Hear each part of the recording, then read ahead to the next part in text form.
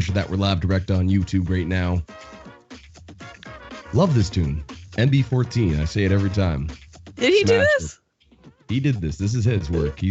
I'm very, very happy about this. Oh, he did a great job. Makes me happy. Makes me happy. And makes me happy that you're here. But I'll be seeing if we're live and direct right now because I'm not sure if we are. I gotta see. Reload my phone. For that, we're live direct on YouTube right now. All right, it looks like we are. Mic check, 1, 2. People are watching. We are live. All right, ladies and gentlemen, thank you guys for tuning in.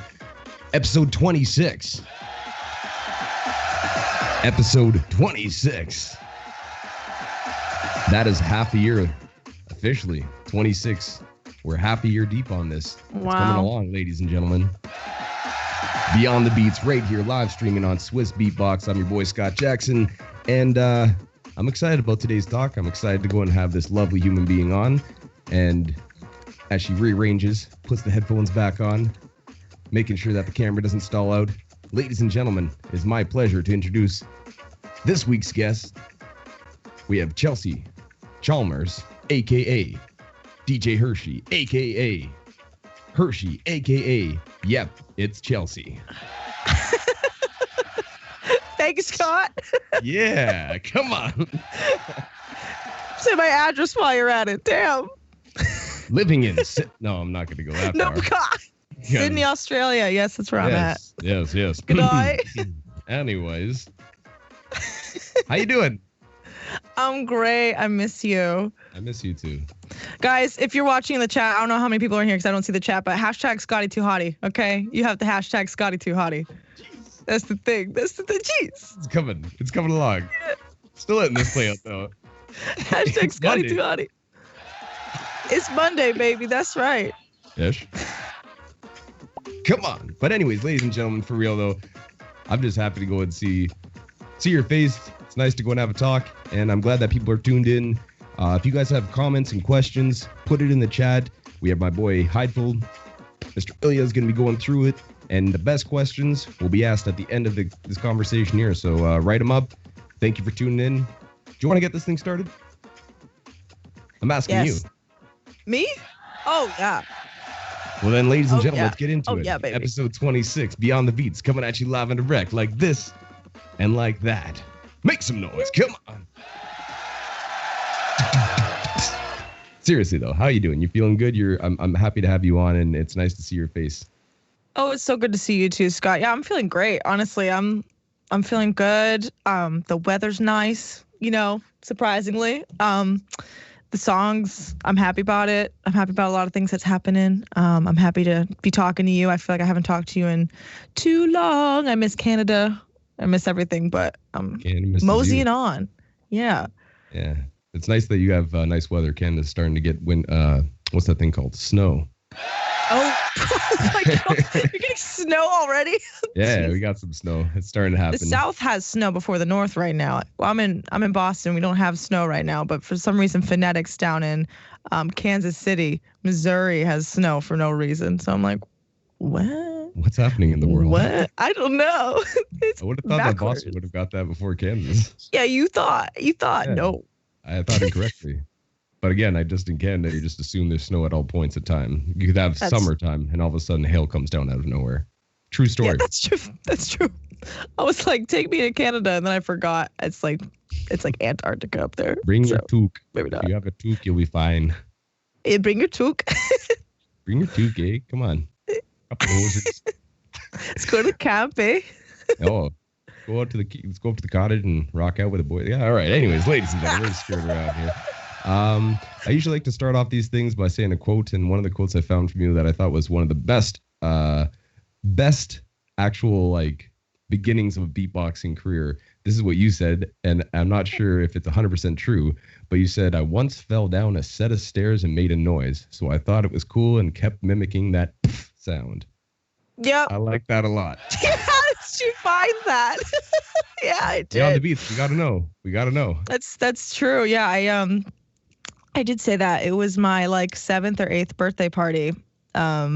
maybe 8th or 9th birthday party. I don't know. I was young. This is before I actually knew what beatboxing was. And I was like, oh, that's a cool sound. Huh. Weird. And then I started mimicking birds outside. And then, yeah, found beatboxing through other sources. But yeah, that's a true story. Yeah, so you fell down a set of stairs, and that's how you found beatbox. Yeah. It can strike you at any time. Yes, it can. You gotta make the best out of bad situations, ladies and gentlemen. And then you said, right. once you started making noises, and you see Blake Lewis and Dougie Fresh on American Idol, and that was the inspiration, the original inspiration to go and be like, oh, this is actual beatboxing, and gave you an idea of what to go and, as everyone does, mimic right off the start and practicing. Oh yeah, I was floored. I remember that too. I remember watching that happening up in Canada, like the reruns of it. You know, you could find it, but I mean, how was it for you to go and see that live and on TV, and what made you really attracted to go and think about, okay, this is what I want to do? Well, I was, from the accident of falling down my stairs, was already intrigued about noise out of the mouth and stuff like that. But yeah, no, I remember my mom calling me in, like, I was 11. It was 2007. I remember it like it was like yesterday. And she's like, look at this guy she loves Bon Jovi, right? Her big thing is like Bon Jovi. And Blake Lewis was doing You Give Love a Bad Name, and it was a remix to it, but he was beatboxing as well. And I was like, what? I was just so like, holy crap. And then I saw, like, I think that's same, because she had like a bunch of reruns and stuff like that. And she showed me the one with him and Dougie Fresh. And I was like, oh my God. And I learned that whole thing. This is called the show. Like, oh, I was so like, oh my God, this is a thing. You could do this as like a profession. Like, I didn't say profession, I'm sure, at 11 years old, but I was like, I want to do this as a job. So I just started beatboxing like obsessively, and I was terrible at it for the longest time, but we all are terrible at it for the longest time. And then we're like, oh my God, wait, it's getting somewhere. And from there, I just surfed the web, and just seeing that on stage was like, it was like a whole new door opening that I didn't even know it was there. And I was completely obsessed from then on out. You said that once you started beatboxing and like really wanted to pursue it, in all your classes when it was show and tell and stuff, you would bring in beatbox videos and be French class and be like, but they're French beatboxers. How the hell do you know this? Yeah, I did. It's beyond the beats. It's beyond the beats. You know things. Find that? No, yeah, absolutely. Yeah, I did. I remember showing after I found like all the YouTube stuff. I only thought beatboxing was in like Europe. I didn't realize that it was in the States still. I thought that was like old school stuff, and they just stopped doing it. And so I used to show like all of the French battles and I showed a lot of LM in my French classes. Yeah, in middle school. That's in high school. That's really funny for the show and tell stuff, because like you have to find a French video, and I was like, got it. Got it. Insert purple. Really, yeah, exactly. I showed him too. Yeah, Joseph. Yeah, that was that's so weird how you knew that. I'm so cute. Why did you dig up this shit? I got a lot of free time. Yeah. But seriously though, and I'm taking interest because you're interesting. Again, I love the way that you found beatboxing, got interested into it, and we're gonna continue talking through it. But it reminds me of myself in a lot of ways too, of the way that you started hustling to go and get shows and do shows and showing up to perform. But before we get into that too, you start listening to like, again, Blake Lewis, Dougie Fresh, Rozelle, Beardy Man, Slizzer, a bunch of German beatboxers, you know, and you start getting into it. Yes, Mondo. Big ups to Mondo. Yeah, Beatbox battle champion. Yes. Oh yeah. But you start listening to them and you start practicing and bringing it into school. What happens when you start making noises? I usually ask this question because I want to know, what's the reaction to other people in the class when you're like, I want to be that person. I want to be like one of these battlers. I want to be a beatboxer. What's the reaction to people around you that start hearing you do stuff? Well, I guess for me, it was never I wanted to be a battler. It was always I wanted to be a performer, I guess. And like looking at all the German battles that I used to watch, like with like Mondo, Alberto, Rocco, all of them, Robeat back in the day and stuff like that, they were all live entertainers, and they always did like these cool tricks, and they were just so engaged with the crowd. You know what I mean? Like, and I loved the showmanship. That's what I loved so much about about seeing like beatboxing so much. That's like what made me fall in love with it, was the showmanship of it all. You know what I mean? Like just making people completely in awe. So when I would do it in like classrooms and stuff like that, people would just, I loved the thrill of people being like, holy shit. You know what I mean? It's definitely like out of the ordinary. It's not like your average singer or like whatever, but anybody can, not everybody can sing, but anybody can like, you know, do that. You know, not everybody can beatbox that you know of. Everybody can beatbox, but not everybody does beatbox. So it's very like, wow. So just seeing like the reactions and like making people happy and like seeing like, you know what I mean, entertaining people, making people laugh and stuff like that. Like I used to start to do like kids' birthday parties and stuff like that when I was young. And I loved watching Beardy Man. I'll never forget his live at the Underbelly set where he just started off with a little dog and then it became a duck, and I would always do that and the kids would laugh and it'd be so much fun. And then I discovered more like, I guess, the battle side of that when I started watching the World Beatbox Battle Championships. And I was like, they were always battling, right, with the German battles, but it would still just be like a lot of like show. But then when you switched over to like the beatbox, like the Beatbox Battle World Championships, and you started to get into like, I guess 2012, I guess, was when I started to see like people like Skiller and LM and Pension Kata, and I was like, ooh, it's like a different, like the showmanship kind of like, it's still there, but it kind of dialed down a bit, and like the skills kind of like in the speed and the technicality and you know, really kind of came out, and like I was like, oh, it's like it became more aggressive. And like it turned to that different side of battling that I still like. I was like, oh, okay, this is also sick, and I would also like, now I want to battle. Like at that point, I was like, I wanted to go to the world champs after like seeing all them. I was like, I could do that. I was like, I want to do that. I could do that. And then I found out after that there was an American scene, and I was like, oh wait, but I can do that here first. I don't have to spend a bunch of money and go do that, because I was still underage. So I was like, couldn't go to Germany by myself.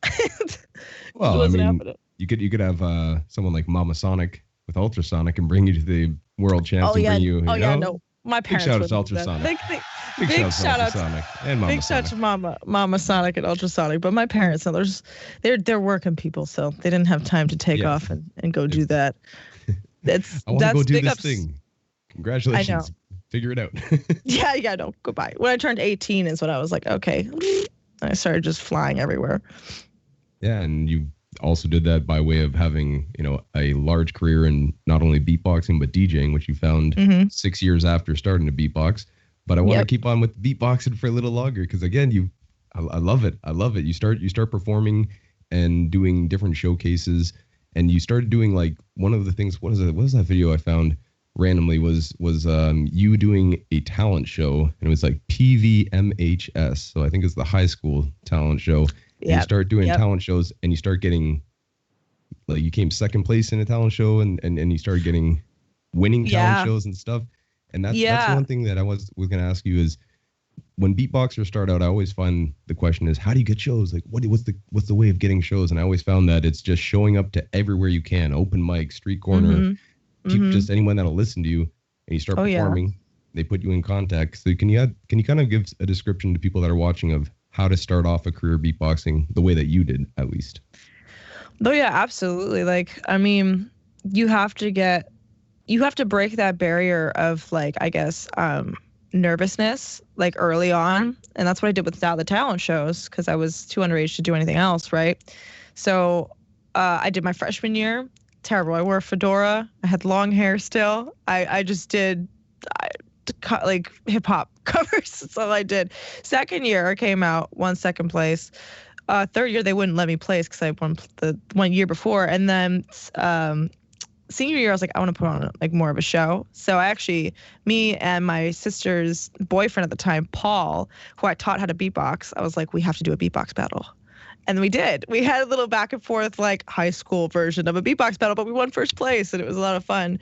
But after, even in high school, like, I looked up everywhere. I was like, where are open mics? Because, like, I was like, there has to be, and there's actually this website if you're in the States called openmic.org, openmics.org, where you can literally like all of the open mics in the area, like they'll be listed everywhere, and they'll be like Monday, they'll have a schedule Monday, Tuesday, Wednesday, it'll be here, like in your location. And I'd be like, great, Monday we're going to this city, then Sunday we're going here, Wednesday we're going here, Friday we're going here, and we would just bounce around all the time and just try to do everything. But there was this one specific one, it was at this place called Opus Underground in Salem, Opus Mass. Underground, yes, that's good. It's in Salem. Yeah. Yes. Oh yeah, There's Opus Underground.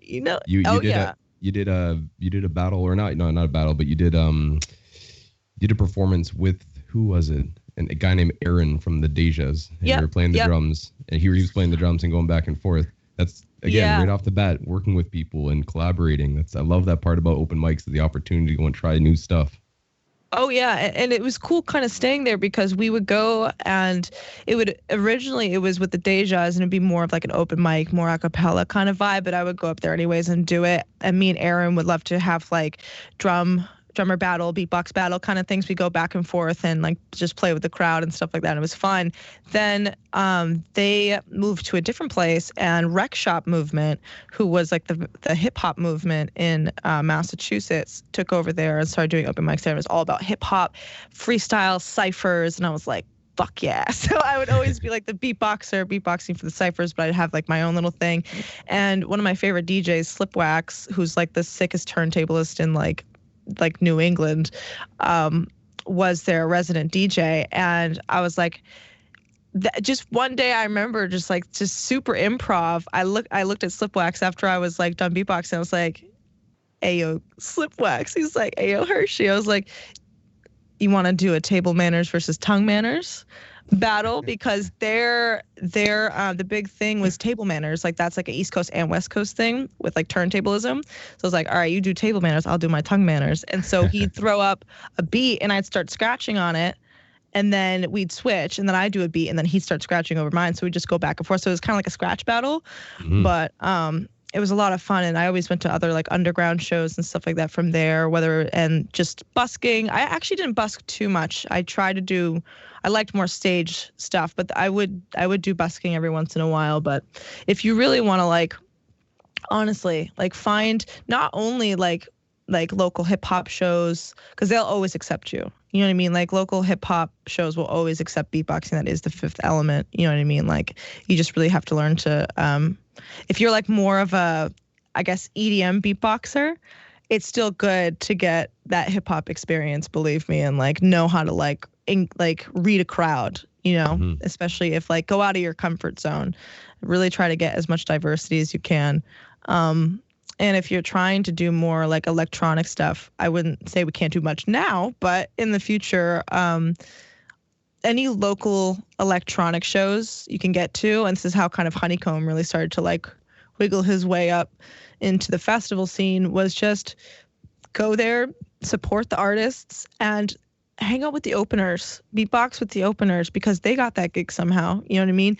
Next time they think you're fucking sick, they'll let you, they might let you hop on for like 5 minutes, a minute beforehand. You know what I mean? Like, or they'll know some other underground parties where like, hey, like this is a big show, but like, you know, we're doing so-and-so's throwing something here. You know what I mean? And like, let's get you in like touch or whatever. Just really try to like, you know, make friends. Don't try to ladder climb. Don't try to like step over people. Really be genuine. You know what I mean? And like, just try to find what avenue suits you, and like really try to just put yourself out there. You know what I mean? Like in-person stuff is the best way to do it. Now, not so much, but you could there's still ways to connect. There's live stream shows. You know what I mean? Like see who's doing the live stream shows. You know what I mean? Try to talk to people. You know what I mean? Emails, Instagram messages, all that stuff. You know what I mean? See who's throwing the smaller shows, because like eventually, you know, that you could find somebody who's throwing a bigger show out of that. Yeah, those changeover sets in between DJs is definitely a good way to go and get exposure, because they need that 5 minutes, that whatever they need to go and fill it, or else there's kind of that dead air, or like, and we're going back to the house music, and they just press play on a CD until the next DJ is ready to go, you know? So changeover sets. Big shout outs to changeover sets. Trust me, it's what we got for the moment at some points, but it's worth it. Yeah, again, it's amazing to go and see what one can go and get out of just exposure, right? You do something, someone sees you, and they'll be like, hey, you want to come and do this thing? And then you start doing stuff there, and then there's a whole other, realm of possibilities continuously as shows go on. So when stuff gets back to normal, go hit up open mics, people. Make sure you go and hit up the local open mics if you want to get shows and try to pursue this as a career.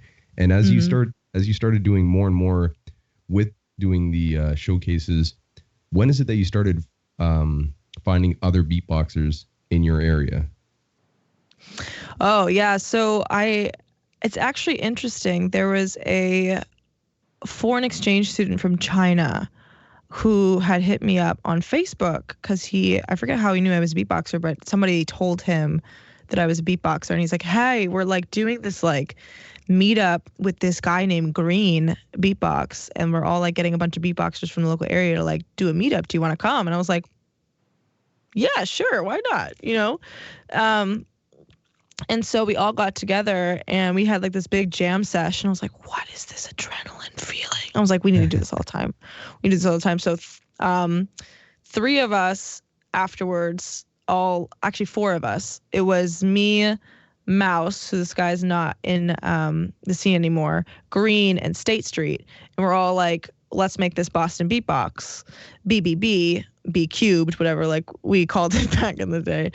And we're like, let's just have Boston Beatbox meetings. So we had like a Facebook and we had a Messenger like group chat set up, and we would just do these meetings like randomly everywhere, and we'd all just jam and beatbox and film some stuff, and it was a lot of fun. And eventually, like after that was formed, Honeycomb through the first beatbox battle, the New England beatbox battle. And after I went to that, I was like, oh my God, I need to make a battle immediately. So like literally 4 months later was the first Boston beatbox battle. And it was so much fun. That's where Hershe, that was his first battle. Nobody knew who the fuck Hershe was. And then he popped up. We're like, who is this kid? Like, oh my God, out of nowhere. It was sick. I had Mr. PSA, who was a Rec Shop Movement MC, come and host it.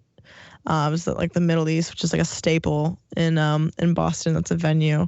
It was a lot of fun. And then just from there, like just after that, like after meeting them and then Honeycomb having that battle and having all like the Boston Beatbox like crew that like would come over, just like drive 2 hours in the middle of nowhere just to go to that battle. That battle specifically like changed like my whole life of like beatboxing.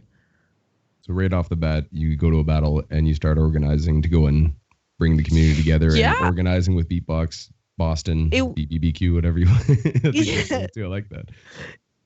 B cubed, yeah. That was my first beatbox battle. It was the New England beatbox battle. Honeycomb through that I met. My first battle was with a mitt. I made it past the limbs, and then I battled a mitt, and then from there it was just like, whoa, because BBK was there, Kazoo was there, Kenny was there, Napalm was judging. I remember seeing Napalm's face when I first did my first round against him. He was like, so where did you come from? I was like, I don't know, but I'm here now. I was like, where did you guys come from? And everyone was like, oh, you gotta meet Kayla. I was like, I would love to meet Kayla. That was crazy. And I eventually met her, but yeah, no, it was crazy. Villain, I met like I met so many people at that battle. It was actually kind of crazy. Chris. 2014? Was that the battle that happened? I think it was 2014, 2015, yeah. 2014, you make top 16 in the New England battle. And then it was top 14. Then 2015, I made, it was the first, no, it must have been 2015 because it was right after 2015 World Champs because it was in September. And then 2016 was the first, in February was the first Boston Beatbox battle. Now, what is the 518 New York battle? Where did that go down? Because you ended up in 2016 winning a championship there. I did. How did that, like, could you tell me about that? Because I've never heard of it and I was trying to find it and I couldn't see it on YouTube. So yeah, it's unfortunately all my earlier battles that I've ever like won or like done good in has never been filmed, of course, right? But that was actually a long running battle that Kenny Urban has won. Who else has won that? Johnny Buffalo, like a bunch of people have like won that. It's up in Albany, New York, so it's north of New York City. And it was a really cool battle, actually. It was a lot of fun. there's a bunch of like technical, like just random beatboxers that were there, but it was the vibe was really, really cool, and the crowd was like just insane. And the finals was funny enough, like it's interesting how the bracket went, because I battled, I think it was like a top 16 or whatever, and I battled a bunch of like really technical, like crazy beatboxers, but I made it to the finals, and on the other side of the bracket was Kid Lucky, and he was actually the first battle that I ever won, and we battled in the finals together, and we were like going back and forth with each other. He's like, "This white girl don't nothing about hip hop," and he would like do all like the beat rhyme and stuff, and I was like, okay. And then I started doing some like throwbacks and some old school stuff, trying to school him, and it was a lot of fun. And like after that battle, like he like went up to me, and like I like went over like wherever he was staying, like I like slept over there too, and he was like, "Yo, you got my respect." Hershe was like, "You got my respect too." So it was cool, kind of like I didn't know who he was, and then like just learning about Kid, and like yeah, R.I.P. to Kid. You know, if you guys don't know, he just passed. 100%.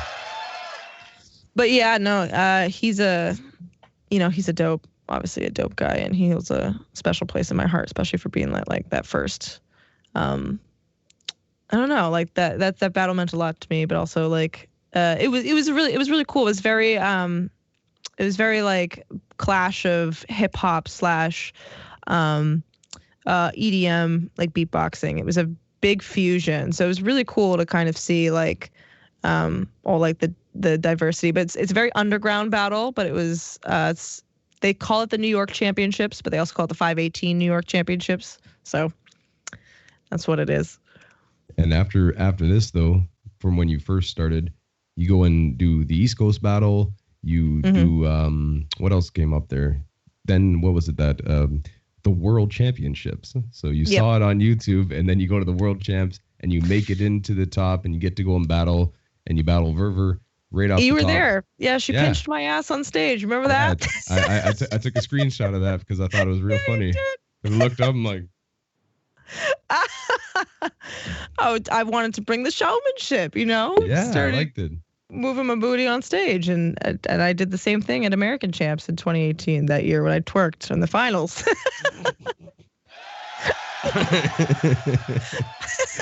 No, I love it. But how did it feel to go and again, from watching and when you made that decision, being like pursuing this in a battling way, to going and winning a battle, and then deciding and being like, I want to go and get to the World Champs, and not only placing and making, you know, top 16 in American Champs and doing well in other battles, but making it to the World Champ stage and having that opportunity. How did it feel for you to go and basically see that idea and dream come to fruition and be like, I made it here. I'm here on the World Champ stage. My God.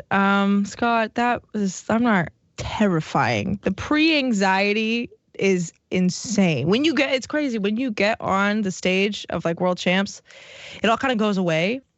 But it's just all the pre-stuff. It's all the prepping and planning and like obsession and like, and just overly thinking everything. That was terrifying. But one thing I constantly told myself while I was there was that I'm not doing this for any other bullshit, for any other reason other than that 11-year-old girl who sat there and who watched this shit and who wanted this shit so bad just because I was doing it for my younger self. And I really, to this day, I still have conflicting feelings about the World Champs, but I now realize that like I really wanted to win. I really wanted to be world champ for just like my younger self, just to show myself that I could do it. But now I feel like rather than winning world champs, I'd rather win something where I would feel like damn, you know what I mean? Like, damn, I fucking did that. Not to say world champs isn't damn, but there's definitely some conflicts on world champs, and now I don't know necessarily if that's what I want, but I definitely know I want some sort of title that I can put in my pocket and be like, holy shit, Chelsea did that, you know. 100%. And as you bring that up, discussion that's been going across the board in Canada, and from what I see North America, we've never had different categories of beatboxers to go and battle. Right. And this is a question that has come up a lot, and it's I always just thought you're battling with everybody because everyone's got the same mouth, teeth. You know, it's all different, but I'm still saying you have the same tools to use, right? So in your opinion, because everybody has their own decisions to make, and that's one thing that's been said in the conversation, what do you think is the best way to go about addressing? Should there be different categories for males and females? And what, in just your opinion, just wondering. Absolutely fucking not. I don't think so. No, just fuck no. Honestly, if that world champs was the only time I ever battled a female, and like it was all girls, and it was, I don't know, it was weird. I mean, I've won battles where I was all men, I was the only girl. You know what I mean? It didn't matter. I think that like taking that, I think we all have the ability and capability of being just as good as anybody else. I think it takes a lot of time and practice. I don't make excuses for myself because I feel like I am a person who is just like lazy and doesn't put as much time as I should with things. But if I did, I feel like I would be definitely on top of my game and like a lot like better than I am now.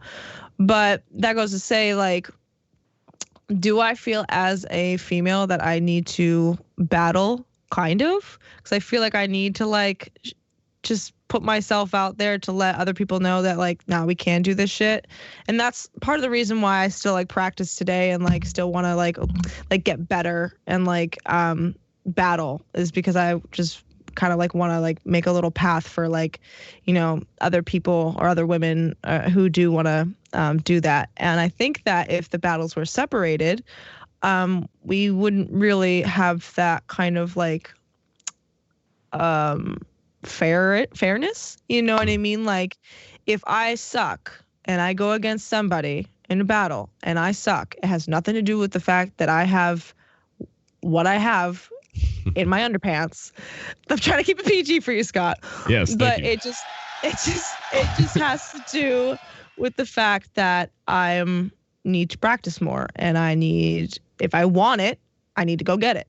And I have just as every capability to do as you do, you know, when it comes to basses and whatnot and blah, blah, blah. I have heard some girls with some crazy fucking basses. They are like low. Some girls got vibration. It's nuts. There's just not as much here.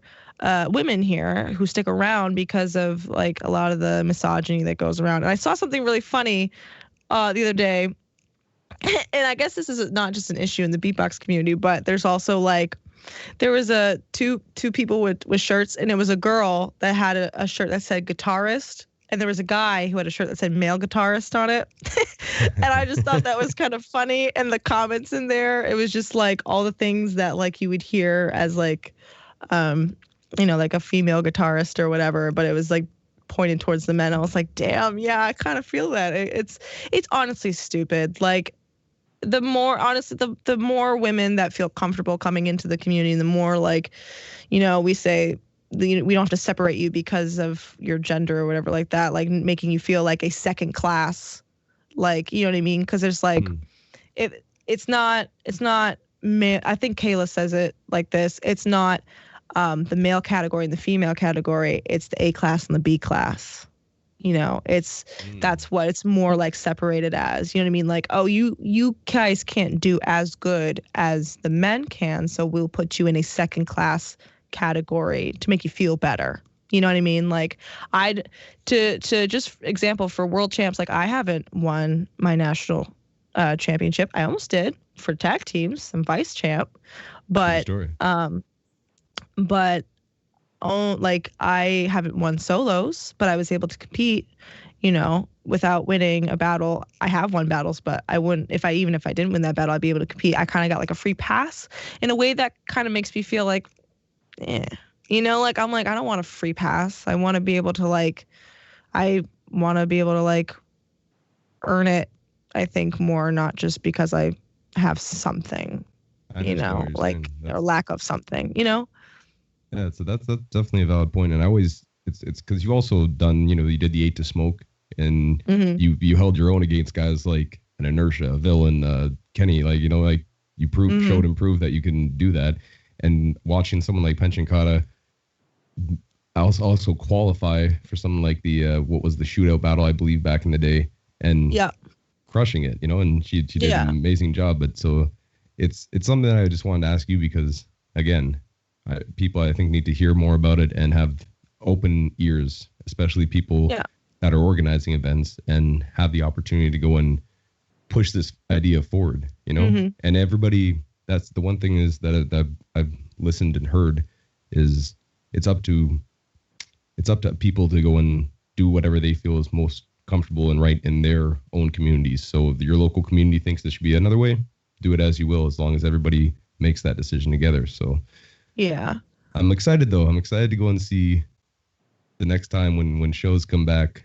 I'm excited to go and see more battles where, Oh, oh, like baby, I've don't been you what?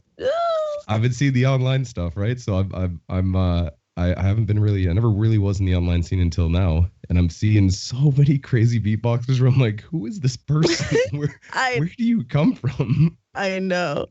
Just you wait. Let me just tell you, just you wait. Okay, now is the time where everyone's sitting back and cooking and being Mm. online and learning from all the other crazy people online, especially the women. Okay? Just you wait. There's gonna be next live show. Anybody that says like, "Oh, you cannot do this because you are a girl and I am man, so I can do deeper bass than you," just fuck off. Okay, just wait. All right, just wait. Let's go. And it won't even. I guarantee you, it won't even be me that proves you wrong, because there's so many other girls that are up and coming around like Warlet. Hello, Okay. hello. Oh man, Chihuahua. You got there's so many people. There's so many people. Oh man. What's it? Mm-mm. Uh, Enter My Jungle. What was the no? What was the Oh piece yeah, that she did? King of King the of the king of the jungle. Bum Bum Yeah. Bum. Jaws so nasty, so good, Yeah, that shit's nice. so good. Love it. So, anyways, watch out. Watch out. Battles. They're coming for you. Um, and continuing on, again, you've had the opportunity on your DJ side of stuff where you started going and from what I can see, I believe if I'm not mistaken, it was like 2013, 2000 or 2000, yeah, 2013. You put out Psycho Bass Mix, and you put out some other stuff before. Yeah. I put out a dubstep mix I made on my laptop. Yes. Because I didn't have any recording equipment. So I had to like time it on my mouse and do it properly. Yeah. For some reason that got like, I don't know why, they got like 20,000 views. Yeah. I don't even know if it's still up on my, I'm pretty sure I archived it on my YouTube. Not still But there. yeah. Oh, it is? Oh, God, good Lord. It's on SoundCloud actually, not on YouTube. You gotta go and dig a little bit. Oh yeah, no, on YouTube for some reason I checked back like 5 years later. I was like, why does this have 25,000 views? What is this? I'm, What is this? I'm not gonna say the Call Me Maybe dubstep beatbox. I'm not gonna go and bring that up. But you did. But We're not honestly, even talking yeah, no, let's switch it up. But I'm saying the you have the opportunity to start performing. I see you start performing right away though with DJing and getting opportunities and building that as you getting gigs and gigs and gigs, and then you perform at stuff like Western MA College and getting more opportunities for these college gigs. So when did you start getting traction as a DJ? Because I thought it was amazing that from what I can see, you just kind of immediately, as soon as you started doing it, you're like, okay, I'm a DJ now. I'm gonna go and pursue this. Yep. And you started hustling just like beatboxing. Oh yeah, absolutely. And the thing is with that was with DJing was with beatboxing, I practice all the time at home. With DJing, I never practiced at home. What I would do is I was like, all right, I'm gonna save up some money. So I first started with just iPods and a mixer, fading back and forth between for tips at like Sweet 16s. And then I finally got enough money for some turntables, try that out for a bit. Then I got enough money for a controller and then CDJs, and I upgraded again to turntables. But I would do a lot of private events because I was like 14 when I started, so I couldn't be doing the clubs. But I started doing weddings and stuff like that. First wedding I ever actually did was an Indian wedding. It was beautiful. All the henna and I got so many beautiful like Indian Punjabi Bhangra like samples. They were so sick. I still have them today.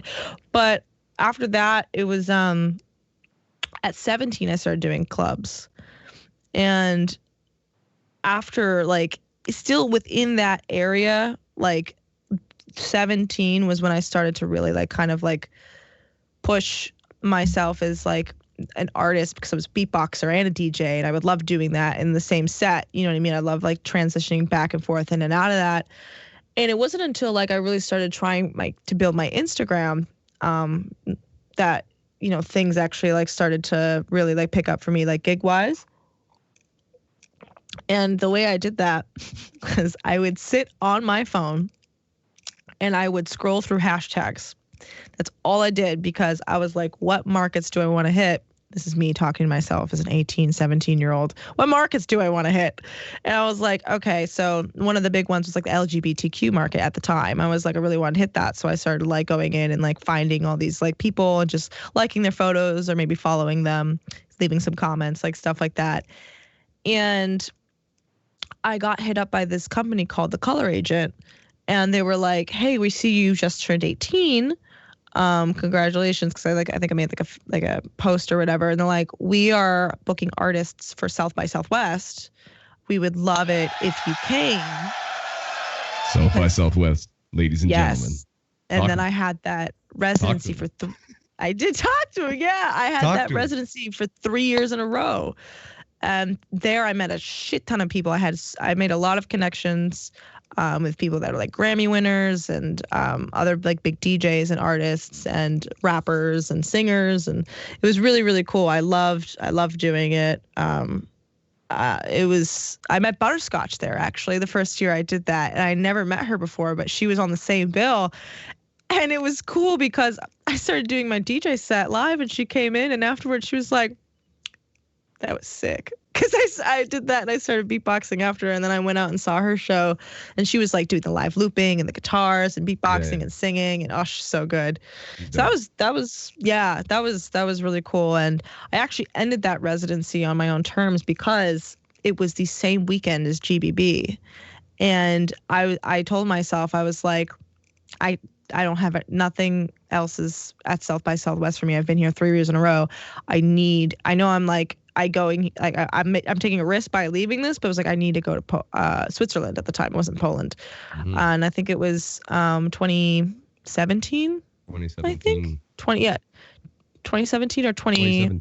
I think it's 2017, because you started your residency in South by Southwest in 2013. No, wait, no. Yeah.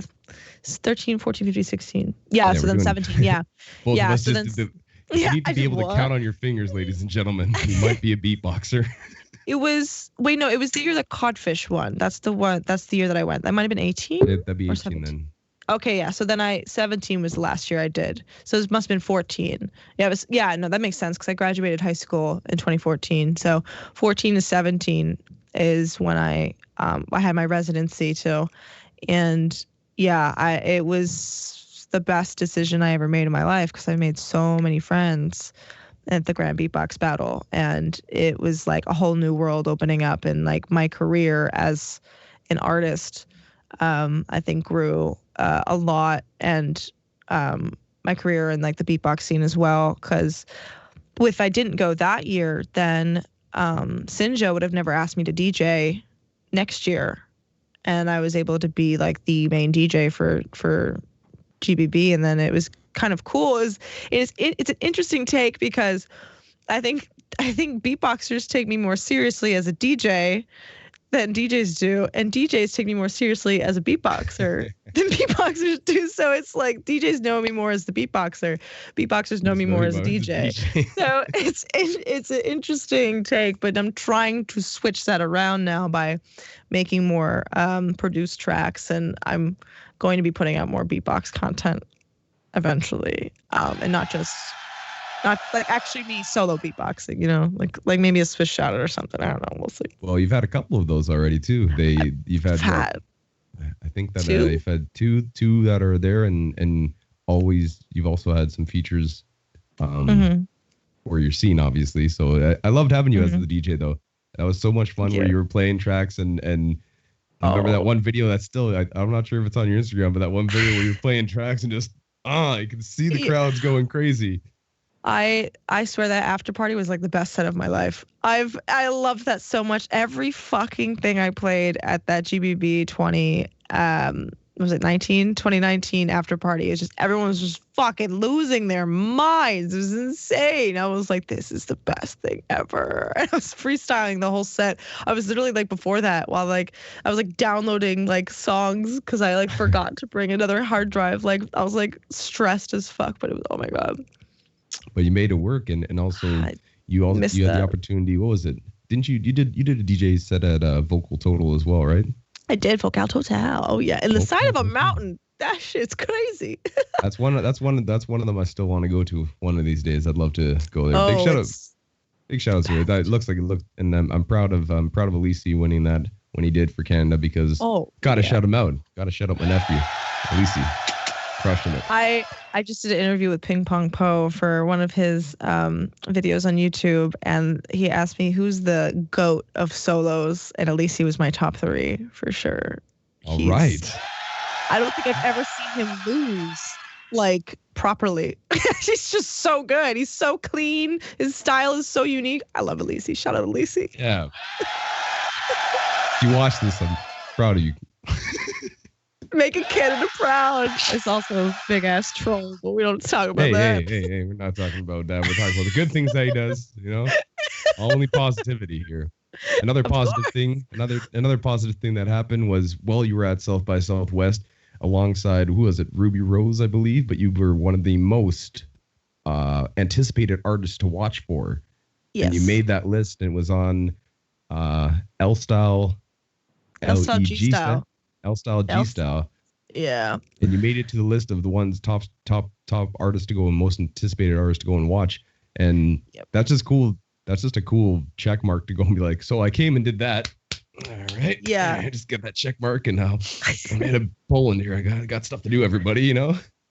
Yeah, no, I was a little badass when I was younger, I guess. Yeah, shit. I'm trying to get those articles now, but we'll have to wait till shows are back in order. But yeah, that was really, really cool. It actually took me by surprise. I don't remember how I found that. I think I just Googled my name after or like before, and I was like, I wonder what's poppin'. And I found that, and I was like, what? I was like, just kind of like, I was like, damn, that's kind of cool. And I just remember after that, the second year I went, that was the first year I went. The second year I went, I met Shure microphones. Yeah, you did video for them. I did, yeah. And they were like, yes, one of their most viewed videos on Shure, their website. It was really, really cool too. They gave me a free microphone. I still have it. It's like when you like plug in your phone. I've seen this. Yeah, and I still have their contact today, which will come handy for some sponsorships for later down the road for sure. Yes. Sponsorships are key. It would be lovely to have more sponsors in beatbox battles when they come back. And sponsors, if you ever watch this, come and shout out and holler at the organizers like Hershe and myself. Come on, give us shout out. Give us some money so we can give the money to the beatboxers. Let's do exactly. Let's get our artists paid, please. We're poor. Well, currently, because there's no shows to do. That's right. But you're a full time. This is what you do full time: DJing, performing, and showcasing and organizing battles. And this is your full time job, right? Yep, this is what I do. And before pre-COVID, when I was traveling everywhere and putting my money into like the East Coast Beatbox battle and just everything else, DJing, everything, I was paycheck to paycheck. I was plenty of times I was negative. There was plenty of times where I was borrowing money, feeling like a bum. But I wouldn't trade it for anything in the world because nothing else would make me happy. You know what I mean? This is what I love to do, and I'm going to make it work. And after COVID hit, I kind of was like, okay, I'm going to figure out some stuff that will make it so that let me organize my shit better, pretty much. I was like, and I did just that. I paid off all my debt. I sold my car. I reduced my bills like a significant amount. I've saved money, and now I'm just like planning for the future of what, I need to do. And I've just been like, I've been working like every day. I've just been like working on what I need to do, what's like planning for the future, and like shows next year, hopefully, if they're around. If not, European stuff. So merch, all that stuff, songs, working, collabs, blah, blah, blah. So just really trying like, now's the time to like make the content and organize. 100%. As it's an interesting time in the world of artists specifically, because you can still be creative, you can still do all these things, but the outlet is not there, which is very hard to deal with when you're used to being in such a actively like performance-based person. It's hard to be like, so none of that's happening. I know. Sit in your room and don't go crazy. And everyone has hardships, but this is specific to performers. And I think you said it again. I love that you said this, because I would be happy if Canada was a warmer climate.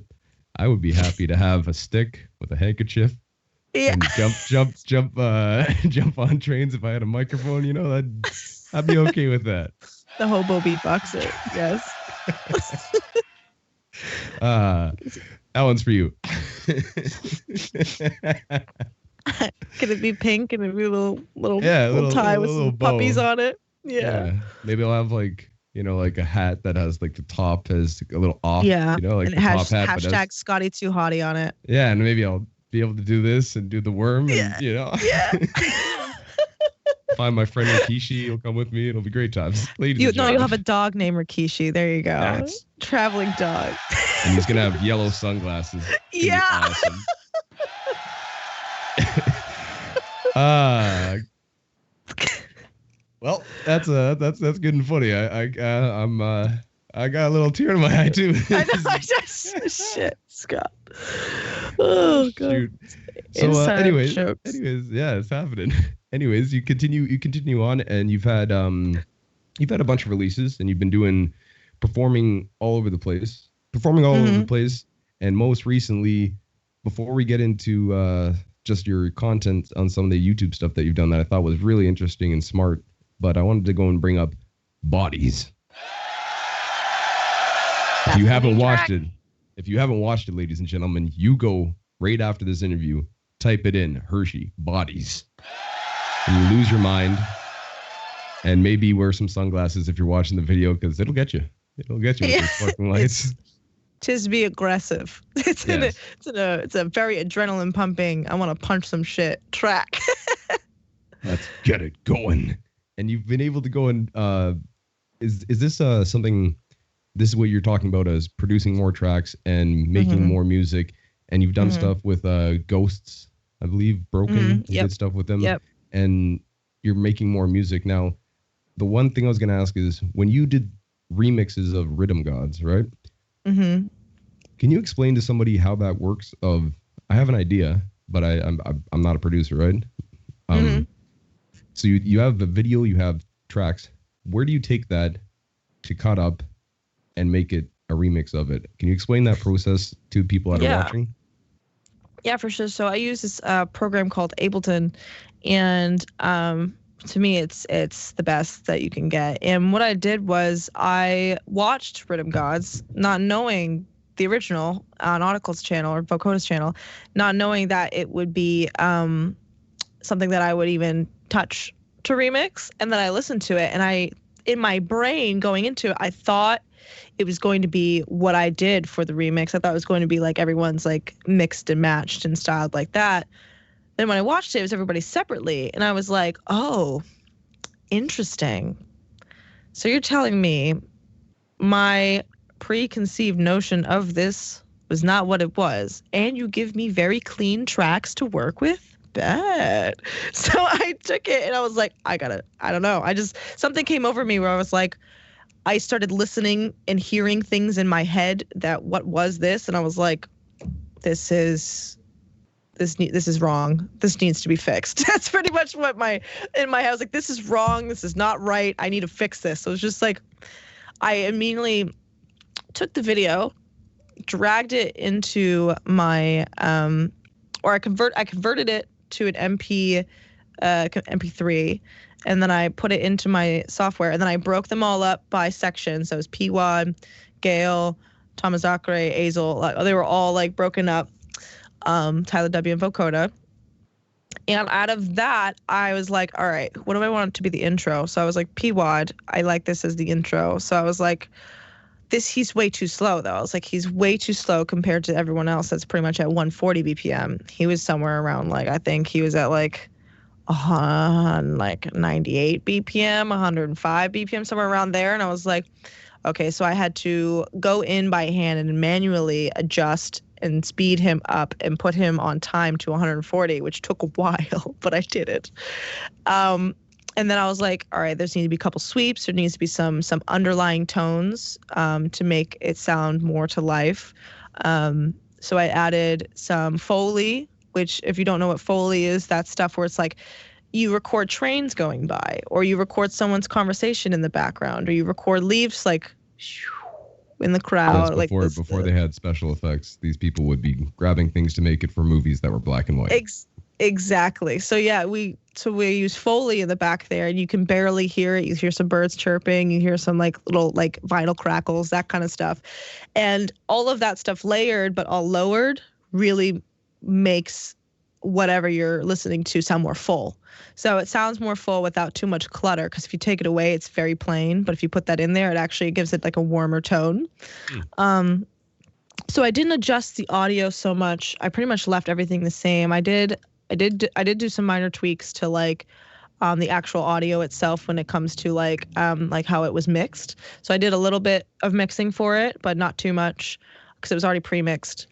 And then from that, I kind of just like, I took it section by section. So I listened to the intro and I was like, okay, what can I do after that? And I was like, okay, da da ba da do. I was like, da da ba da do. How do I do that? So then I was playing around with that, and I put in the keys for that, and I was like, okay, how am I gonna do this build up? And I started listening to everyone else's build up. So I was like, Azel's build up is insanely powerful, so I'm gonna use that. And then when I listened to Gail's clops, like he literally had that perfectly in time, so I didn't have to do too much to that. So I just repeated that twice, and I was like, ooh, this could be cool if I like have this up before that, like it's like a fake drop, like a fake out drop. That's what a lot of the DJs do. I was like, that was cool. And what if I like had like tiny little like pieces of everybody in that fake out drop? So I did. I forget who I did first, but there's in that fake out, like little fake out drop, there's Thomas Zachary, Tyler, Azel was already there, Vocoda, Gail was that. So it was really cool. And then I used a lot of Vocoda's vocal samples. And then just from there, I took a kick and a snare, which I could have done beatboxing, but I decided not to do. I was just like, I didn't even think I would put this out, to be honest. I just kind of just wanted to play around with it. And so I went into all of the other samples, and I kind of found which ones that I thought, okay, this sounds sick. So I took a little bit of that. This also sounds sick. So I took a bit of that. Just all the things I liked, I took it, and then I kind of like I played almost like Tetris with them and like a little drop. I was like, I just moved them all around and kind of just played with it, really. Didn't have too much of an idea of what I would do for the drop. I just kind of took all of them and thought, what would sound fucking insane with while using like all of their voices in one drop. And I did that for 2 drops, and pretty much that was it. It was just me just kind of playing and arranging with things and adding, fixing things, and just doing how I thought it would sound if they all sounded like they were all one giant fucking machine together. And yeah, but I also wanted to keep it like if you look at his remix, he came out with his remix after I did mine. His was much more electronic, and it was very different. I wanted to keep mine a little bit more raw, like beatboxing, and he definitely wanted to take his and do it as more of he took their sounds and like really processed it a lot, and kind of made his own sounds from their sounds, which is really cool. That's another really cool way to do it. So I really like the Rhythm Gods kind of like thing that happened there kind of by accident. And especially because you get like these 2 really cool remixes. You get like my remix and you got his remix, and it's like 2 completely different takes on things, which was really cool. And Collapse recently did a video, I think yesterday or whatever, where he did pretty much the same concept of what we just kind of did. We took, like, me and his had our remixes of like all these beatboxers, and then Collapse just did a video where he had all these different beatboxers, and then he took two producers and gave them both the samples, and then they both made what they thought would be. So I thought, like, oh shit, I should have did that. That's kind of cool. That's a good idea. Shoot. That's a good idea. Fuck, who did that? Oops, yeah, it's fine. It's whatever. But again, as you start working and you did just on your music side of things, is there more stuff coming? People want to hear it. What do you have? Yeah, you've said you've had some time to go and organize. I'm excited to go and hear some new music. Is there anything you can talk about that you might be releasing sooner than later? Is there something you're allowed to go and say? You know. Well, I have some collabs. I cannot say for the collabs, but I'm working on my EP. It's pretty much almost done. It's funny, a lot of the things I have out is very aggressive, but that's not just my style. It's also, I'm very like not, I wouldn't say poppy. I wanted to say a different word, but I'm not going to say it because it's not appropriate. But it's very like bouncy and still like dirty. Like I'm a big fan of G House. Like I love rapping and I love writing, and I love doing that over really like dark, like heavy house tunes. So that's definitely going to be some stuff that I'm looking forward to releasing. It's all getting mastered. I wanted to release it soon after Bodies, but it looks like the market right now, the algorithm of everything is very strange, and I think now is probably the worst time to release music. As I've noticed, everything right now is just not where it's supposed to be. So I'm going to hold off right now until I think there's a better time to start releasing again. Well, I definitely am looking forward to hearing an EP by you. That'd be awesome. And hopefully there's other videos. You might do something like Dark Lights again with Hazel, and maybe there'll be some more stuff with other people. Maybe. Just okay. There will be, for sure. Yeah. Yes. Always gonna release content. Always gonna make music. You can't not. There's so much music that I've already made that it's just chilling, that I'm like, what do I do with this? You know, I've been making a lot of hip hop beats lately. I've been making a lot of like really cool, like different, like grimy of beats that I'm like excited to like do something with that as well.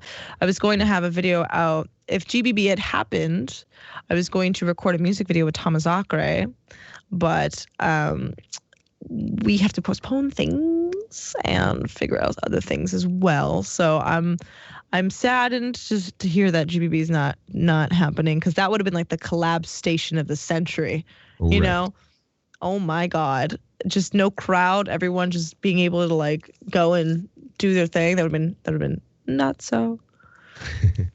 Yeah, I think that I would have loved to see it happen, but again, got to do what is deemed safe by people in white coats that are the doctors and medical professionals, because I'm just a beatbox guy. I by no way, shape, or form can have anything over those people. So it's good. No, yeah. I mean, would love to go and see everybody, but again, wasn't possible or practical. And that's what it is. No, of course, I know. When shows come back, I'm so excited for shows to come back. I'm so excited just to see people and have that opportunity to go and hear people on sound systems. That's one of the We're gonna go one of the crazy. things. Yeah, I can't wait to hear that first, and I don't know. I just want to hear that first kick drum. I want to hear that first lip roll. I want to hear all that stuff so I can be like, there it is. Now life's back to normal.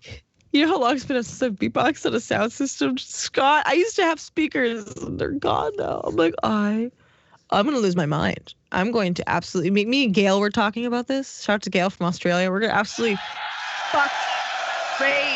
And I want to rage with the Australians because they know how to fucking party, okay? Yeah, have shoeies and whatnot. Oh yeah. It's just going to be me and Gail just getting plastered and just like bouncing around to every possible human and be like, hi, let's go party. It's time. It's time. Yeah, Yes. I think there's gonna be a lot of that when stuff does come back. There's gonna be a few. You're gonna need some practice at home before you come out to events. Make sure that you get yourself in line. Oh, I know. Because then everyone's gonna hog the mics. It's gonna be inevitable. Yeah, they have a built-up amount of energy and needs to be released. So. Oh yes. So, before we get into some other little sections where I'm going to ask you some rapid fire questions, I got some questions from some people and stuff. I wanted to go and ask you real quick. What are your beatbox goals? Bring it back to. Do you have aims for when it comes back, doing battles like American champs, Great North? You're gonna come and try to do international battles. Is there stuff that you want to? Is there stuff that you were like, I want to go and try for that battle? I want to go and not be the DJ this time, and take yourself back into the beatbox. Oh, I love the both though. I love the both. I've done both. I mean, I love DJing and battling. That's fun because it gives me a lot of things to do. My brain's very ADD, and I like to do that. But, I mean, my main goal in life is never to be a battler. But I do love battling, and I can't help myself. I think that's it's always going to draw me back because you always want to you just love that I want to do that. Fuck. I want to you know what I mean? Battling helps you better yourself. And it helps you whip your ass into shape. It's like practicing for battling is like boot camp. You know what I mean? 100%. But American champs, yes. Yes. I feel like I'm going to do solos just because I feel like I have to. But my favorite thing to do is not solos. I love tag team stuff. Tag team is my favorite. My absolute favorite. I will be back for tags with my new tag team partner, who is none other than a Great North champ himself, Villain. Yes. And we've done a couple of shows together. It's really fun. We click pretty well. And our name is Click, CLIQUE apostrophe, because we're fancy. I like that a lot. Click, baby. And shout outs to the Click. I like that. Yeah. And you have also in that as well, you're talking about tag teams. You've worked with Zeka. I remember seeing where you got at the vocal total. And one of my favorites from SBX camp was you and Bass Ventura as Young Bloods, and you got to go and battle Wolfgang. Love that combo. You guys work so well together. It was awesome to be there watching it live. So can you explain the dynamics when it comes to working with a tag partner, in your opinion? Can you give some insight of how the creative process works when you've worked with people? Oh yeah, it's so much more of like an open mindset. I feel way more comfortable doing tags. I think that solo, for me, I'm such a vocal artist, so it's sometimes hard to get all and I'm not the type of artist when I beatbox solo. I don't do a lot of and stuff like that. I don't do a lot of lip oscillations. It's interesting. My solo beatboxing is very different from my tag team beatboxing. Solo, I feel like I'm more at least now I've developed my style, and I'm definitely more dirty, grimy, grungy, kind of, I can't even really explain the type of beats I do solo, but with tags, I'm able to sing if I want to. I'm able to rap, which I love doing that. I'm able to really feel out the battle more and get a little more aggressive, which I like because you have somebody else backing you up on that. But I also love switching. I love that element of surprise when it comes to switching, where somebody else will, do accents and you'll do the main beat or whatever. I really like it because the creative process through it, my brain works oh, if you do this, I love hearing people's sound banks, because I'd be you can do this, this, and then I could do this over this, and then we just kind of both go in through that. I love being a little what's it called? Conductor? When someone does this. Conductor. Yeah, I love being a little beatbox maestro? Conductor. Yes, li maestro. I'm a little beatbox maestro. I like doing that a lot, and maybe that has to do with my DJ brain. I don't know, but I just love curating songs and being okay, how can we not sound like we're two beatboxers just beatboxing on top of each other? How can we sound like we're our beats are flowing intertwined? You know what I mean? And that's a hard thing to do. but I love layering. And a bass that I really like layering is. I love layering that bass over some really like low like chest like bass Venturas like chest bass or like Villains like inward bass, because the low and the high frequencies really complement each other when if they're on key really well. And I just love the dynamic. I love performing with somebody else. I don't know, I just love being that in that mind space. I think it's a lot easier because there's less pressure just on you, and you feel like it. Whenever I've done a solo battle, I felt more pressured and I felt more that I would forget what I'm supposed to do. But when I'm in a tag battle, I'm like, I've rehearsed this so much. We've rehearsed this so much. There's no way that like I'm gonna forget, and I never do. So I don't know. I feel like more comfortable, confident, and I also just like doing tag team stuff more. Well, I like it when you do it. I'm excited to go and see it. I was a big fan though. It's the Great North. Let's go. Let's do it. Let's have this happen and bring it back.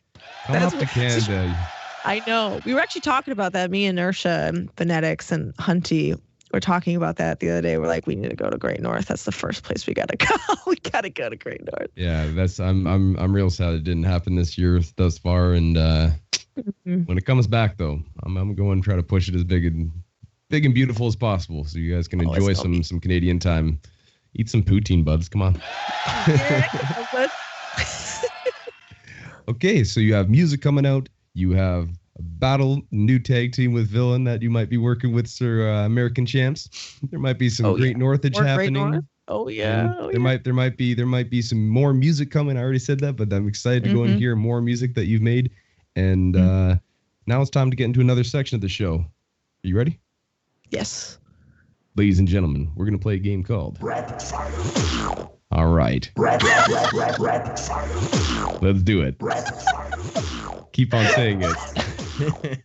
That fucking lip roll is so hefty. Yes. So basically what I'm going to do is I'm going to ask you a few questions right off the bat, and I want you to go and give your answers without giving too much thought. All right? Panini. Ladies and gentlemen. All right. She started already without even, let me see. Said cheese, panini, and food. Let me see. Favorite topping on a pizza would be cheese. What was the last thing you ate? Panini. And what is life? Food. Oh, word. Well, let's find out some more about life? Food. Yes. First question. Who is your current favorite solo beatboxer? Inertia. Who is your favorite tag team? Oh man, Uniteam. Who is your favorite crew? Oh, very well. Who is your favorite looper? Oh, Beardy Man. Question for you is, what is your favorite color you've had your hair? Purple. Favorite American food?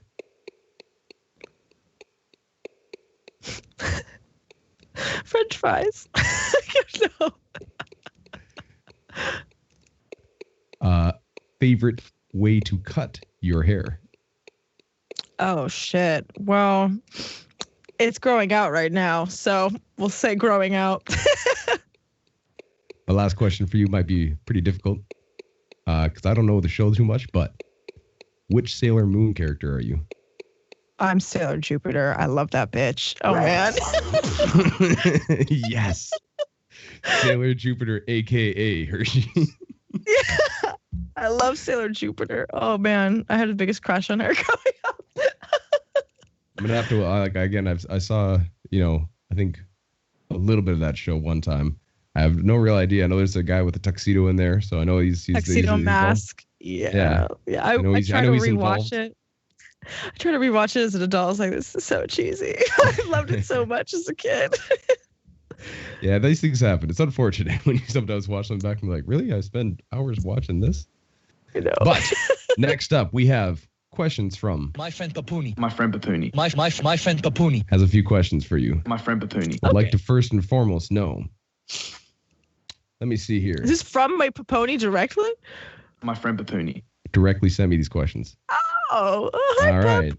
So Paponi wants to know, which is your favorite social media platform to use to share your content with fans, and why?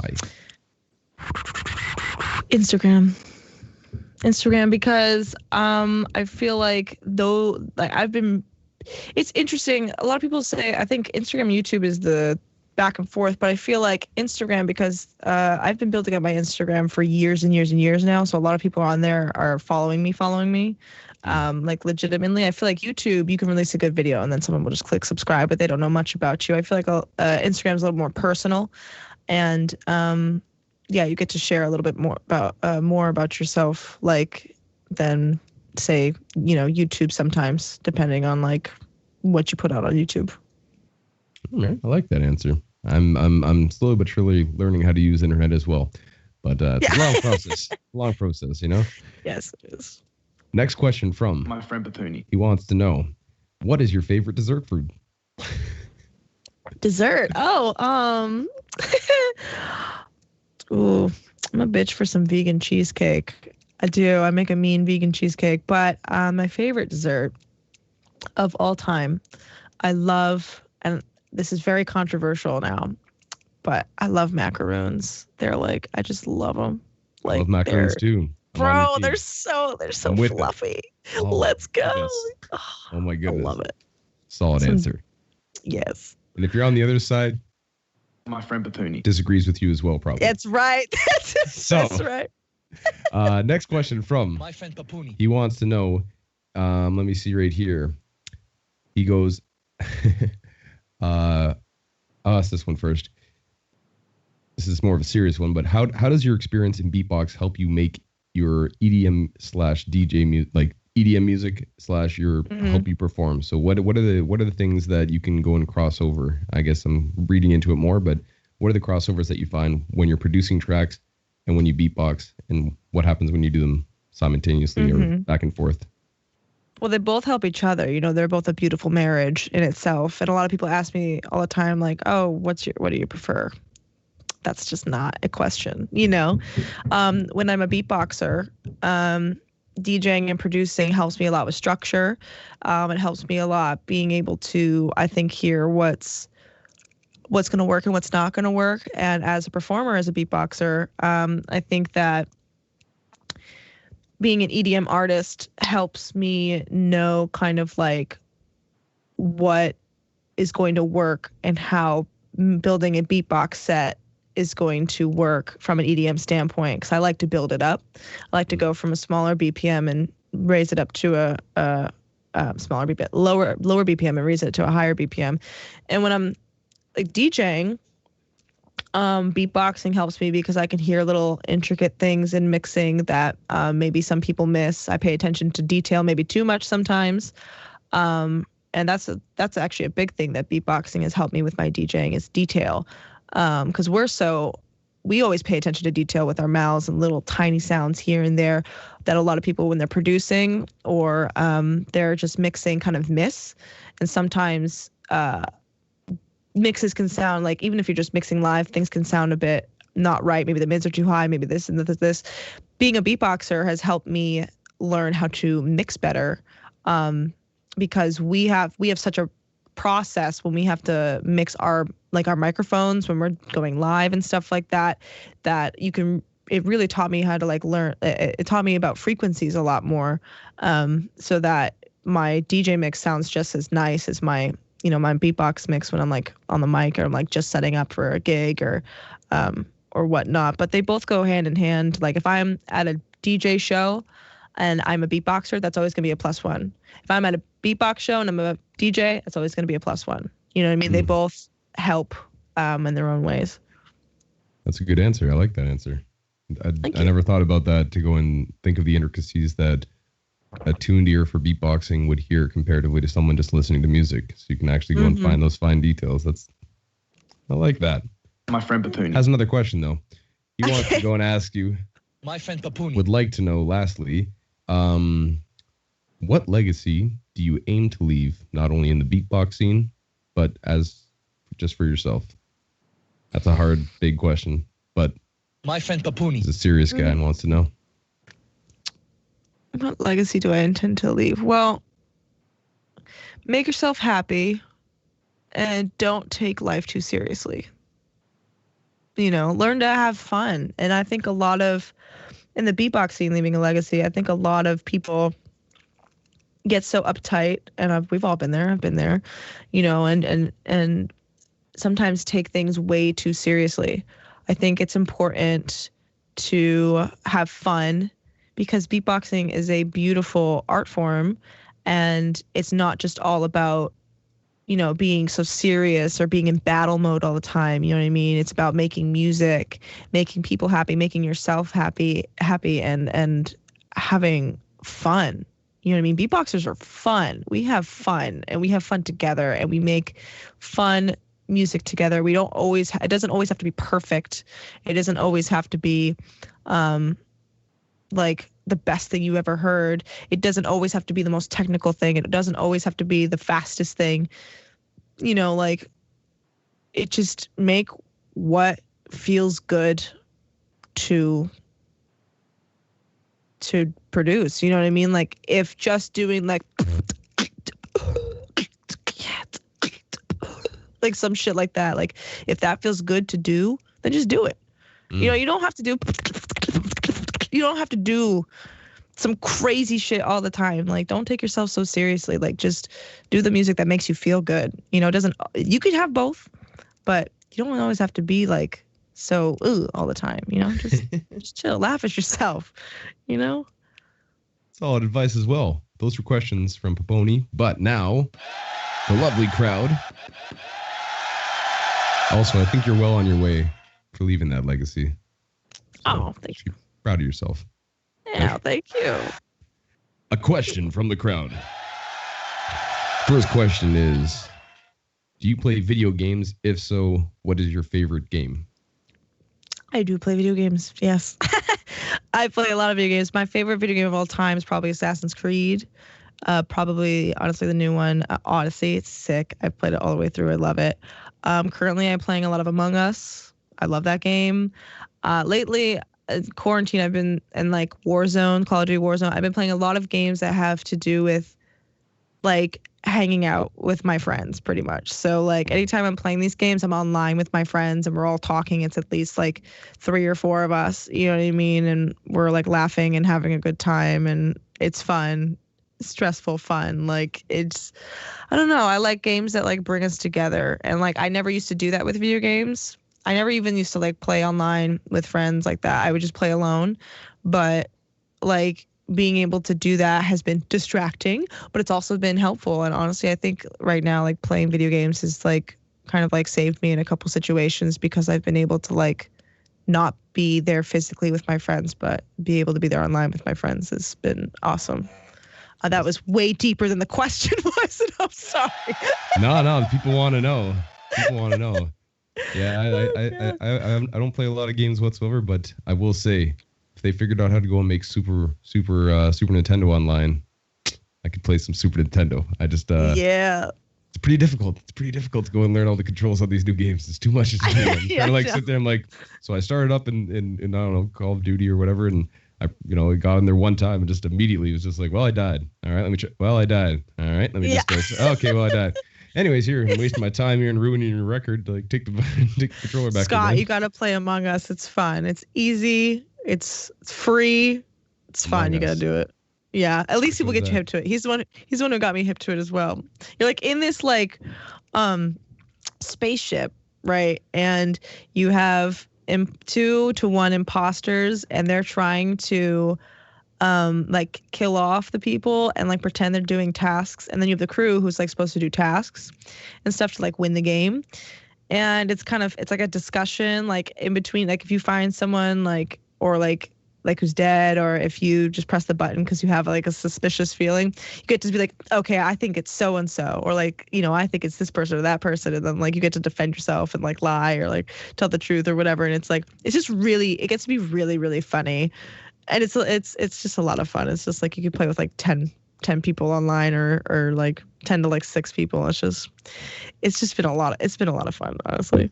It's a new age Clue. Yeah, pretty much. It's a new age Clue. Yeah, it's exactly what it is. Because board games apparently are, hard to play when you can't. If everyone had the version, you could set up a board. It'd be really difficult and way more difficult than just playing a video game. Exactly. All right. Another question from the lovely audience that's watching. They said, what is your special sound?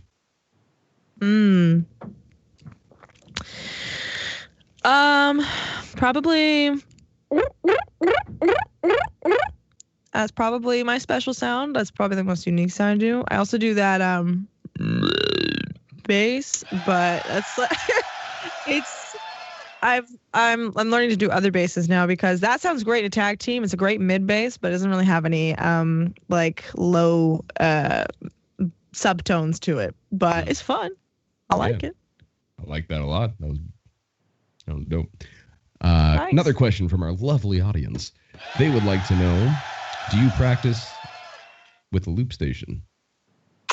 So that's interesting. I have a Loopstation. I've had a Loopstation for about 3 years now. I have practiced with a Loopstation. Do I have any plans on doing Loopstation things in the future?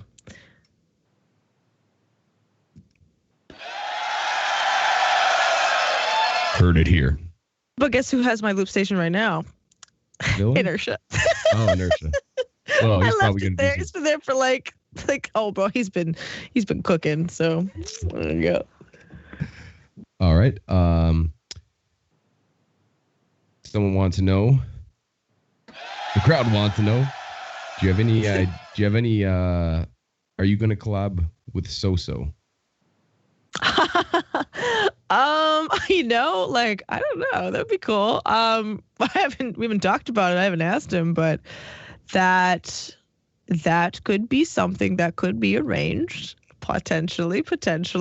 I would love that. I love So-So. He's one of my favorite loopers. Yeah, we'll say that's up in the air. Honestly, I might hit him up. I would love to hear So-So and Hershe collaboration. That'd be wild, wouldn't it? What would it be? It'd be like Hershe. So-she. We said the opposite. Yeah. That's always the game. Yeah. I like that though. All right. There might be collaboration. Another question from the audience. We'll go with the last one right here. They are asking you, aside from beatbox and DJing, and now we know we play some video games, what else do you like to do? Oh, I love to film content. And I sometimes like to edit, not really, but I'm like more, I love live streaming. I love just like filming fun, interesting content, which I have to film some tonight as well. Other than that, and doing like work and which it comes to music stuff, I like discovering new foods. I like going out to eat. I like hiking, sort of. I'm getting into that now. I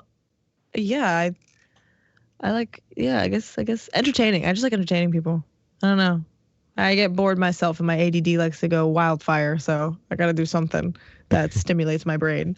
And hiking is definitely a good way. I like hiking too. Oh yeah, destroyed me. Oh yeah. My ass was on fire the next day. Let me tell you, Scott. Climbed a mountain, but it was beautiful. I want that to be the clip from the show that people are like, my ass is on fire. All right. Anyways, talk more. I like that ass on fire. Jeez. Yeah, I love it. There you do that song. I love that song. Yeah, of course. Dope. All right. So those are questions from our lovely audience. Thank you guys for tuning in. One thing I was going to say that you brought up in passing, because I've seen some of your content and I love the idea where you did the give 20 random styles of music and random collaboration of either lines that you were using or subject matter, and you pull them out. You give a beatboxer an hour to go and make a song. The improv game. So dope. So dope. Do you have more of those things coming? Because you also did the scavenger hunt. You had vlogs. But I really like the way that you did that and made that that idea for the game. So do you have more content that's going to be coming out like that? Yeah, I do. I have another part of that, which will be coming out, and I do have other ideas. I'm also going to try to kind of steer away from just beatbox YouTube content. I'm going to try to do some producer YouTube content as well and put out more stuff like that. Like next week I have a video coming out called Remixing My Subscribers Beats. So they're sending it in. I get to show the whole, like some of the process of like what I do and remixing it. And that's nowhere on the internet. I just like to, apparently like to stress myself out and give myself the most to do for no reason. It takes a long time I've been looking for editors for a while, but it takes a long time for me to edit videos. And I just found out that it's just easiest if I edit my own videos, which takes forever, but I'll do it. But yes, I will have more content like that coming out. I do like collaborative content. It's a lot of fun. That actually was supposed to be, I was supposed to do that at the East Coast Beatbox Battle. I really wanted to do that. That was the game plan. So I was like, how can I do this now that we're in a pandemic? How can I do this, but not in person? And that's how I figured out to do it like that. But my plan was I wanted to have like, like those bingo, yeah, with the little balls and the numbers. B47. Every time someone came in who wanted to do it, I was gonna give them something on their like a thing on their chest to wear, like a piece of paper or whatever with like a number in it. And then the improv game, beatbox battle, was going to be tag teams, right? And we would do that by random. We'd like get the numbers out. We'd get tag team. You guys would be picked at random, and then we would give you again 2 genres and then a topic or phrase live at a battle. That was my idea to do that. And then like, so you'd have like, it would start in like something crazy, like an hour or whatever. So that's why it was an hour song challenge. And then, yeah, that they would have to do that like live on stage, which would have been fucking crazy. But we have what we have. And then the improv challenge was born, which is a lot of fun. So yeah, there will definitely be another one of that, and there will be some new ideas as well. I'm excited to see what you got cooking. The crowd is excited as well. And something that have been messaged many, many times, and it always is every single time this happens. They love learning about you, but they want to go and ask, do you have it in you to go and give us a showcase of some sort? Oh, sure. Yeah, I can do a little freestyle. I have no routines that I know of. I haven't made a routine in forever, but I'll do some freestyle stuff. All right, ladies and gentlemen, right here, Beyond the Beats, episode 26. We got Hershe. She's going to go and drop some madness right now. You already know what to do if you're sitting at home. I say the 3. Y'all say the 2 and the 1. Yo, Hershe, show what's up in 3.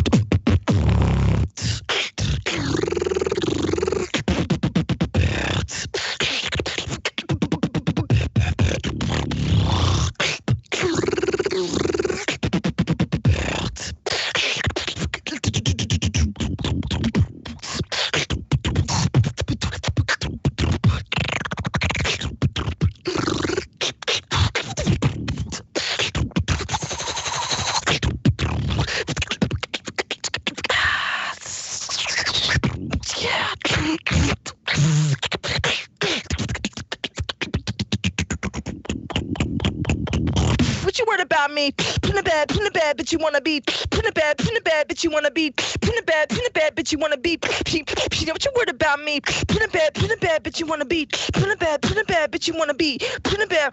Hershe, hit it with the jersey.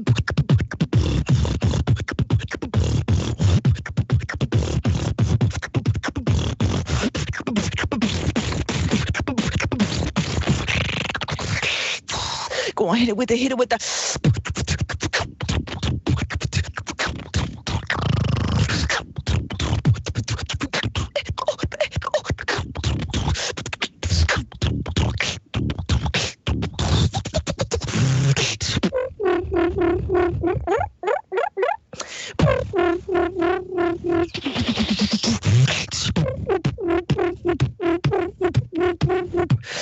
again. Yeah, come on. Yeah. Show him, show him, show him. Oh my gosh.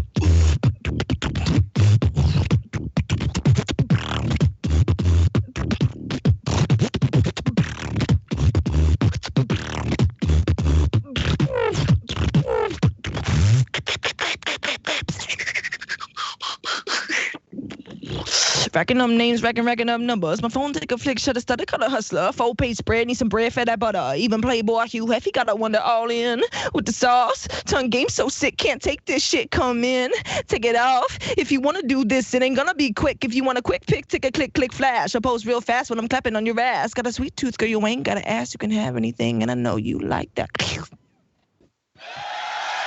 Yo. Is that all right? Let's go. Okay. With the rap at the end. With the rap. I'm just gonna keep on pressing it. Keep that live feel, Ish. One more time, Ish. I love writing raps. I even did one for Freestyle Friday that I used to do. You want to hear it? It has a lot of puns in it. It even has a wrestling pun in it. Oh, I'm game. Let's go. I don't know if you can. Okay. Insta Freestyle Friday, I take it to my place. She wants a face in the book cause she making me look, pull her hair, and I make her eat my space. Oh, damn, I'm with her. Ooh, I'm happy and in her. Is that 2WE when we fight for the C1, 2, 3, make her beg for the finisher. Yeah. I like writing punny things, puns, and You're a punny stuff person. like that. I like punny things. A little inappropriate maybe for the Swissbeatbox live stream. I don't know. It's fine. Hey, you know, it's like The Simpsons. You know, they have there's content where maybe they'll just listen to it or watch it, and there's jokes in there for the adults. You know. That's true. There you go. Yeah. The Simpsons there. They predict everything. Yes. Anywho, I had a great time having you on. Well, thank you for having me on. Something we haven't covered that you'd like to talk about? No, stream bodies. Thanks. And where can people, before we get off, where can people go and follow you? I believe we'll have all these information in the actual description box and all this stuff, but where can people follow you, support you, get your music, and find out what in the world Hershe's doing? Well, you can follow me on Instagram at Hershe, Hershe. YouTube is also just Hershe. Spotify, Hershe. Apple Music, all the streaming services, SoundCloud, all that stuff. I think the only thing that's not Hershe is my Twitter handle, but I'm never on Twitter, so don't even bother. It's just DJ Hershe.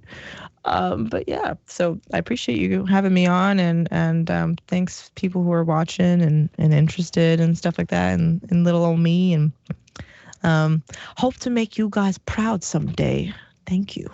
Appreciate you. You already have from a guy in Canada. Thank you. Well, ladies and gentlemen,